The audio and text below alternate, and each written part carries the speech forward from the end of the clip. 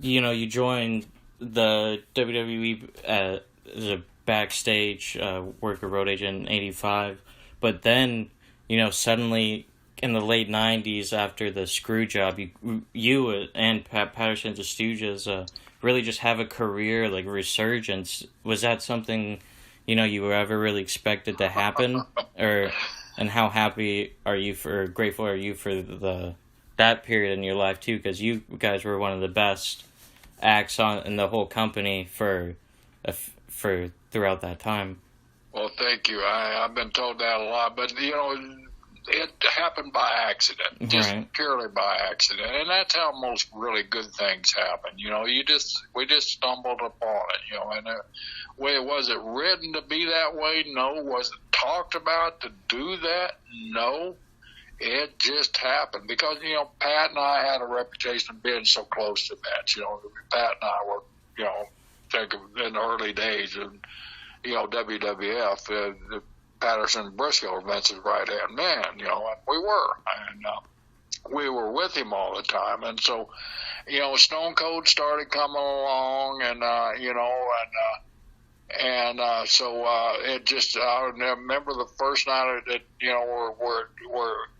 we kind of got classified as Vince's Stooges or Vince's JR, because JR didn't want to use the word Stooges in the beginning. You always you go back and listen, JR always got Patterson, Brisco, McMahon's associates. Right. And because of the respect level that guys at Force didn't want to call us Stooges, but we were in Chicago, and Stone Cold had done something, so Vince said, come on, we got to have a corporate meeting. You guys, come on here and yell out.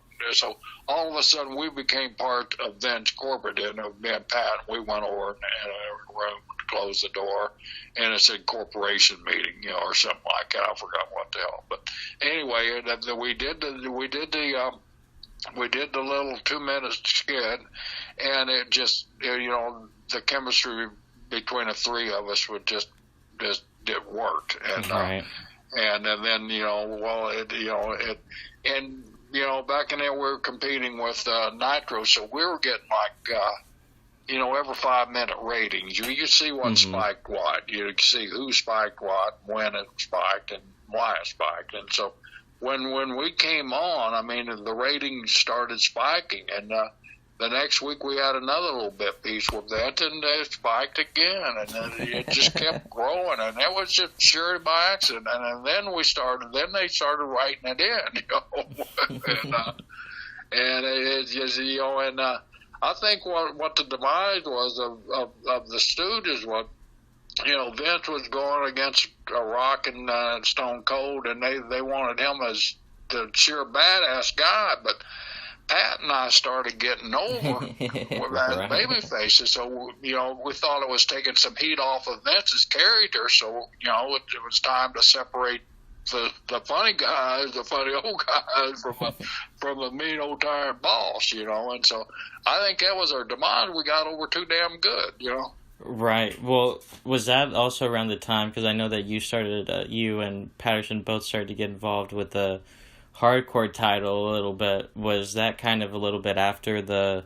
No, that was basically during the time where that was the time that we were starting to get over, because we're being goofy and funny, and we started getting over.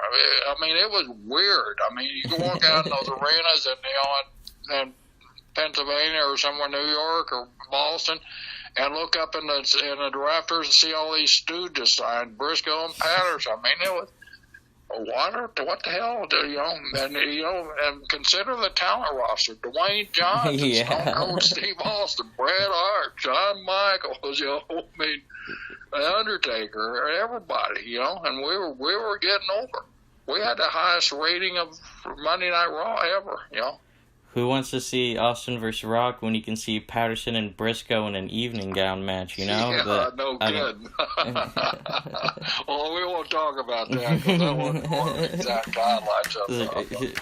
This seems like a Mr. McMahon idea if I've ever seen one. I blame Michael Hayes, but Vince likes to take credit for it, so it was Vince's deal.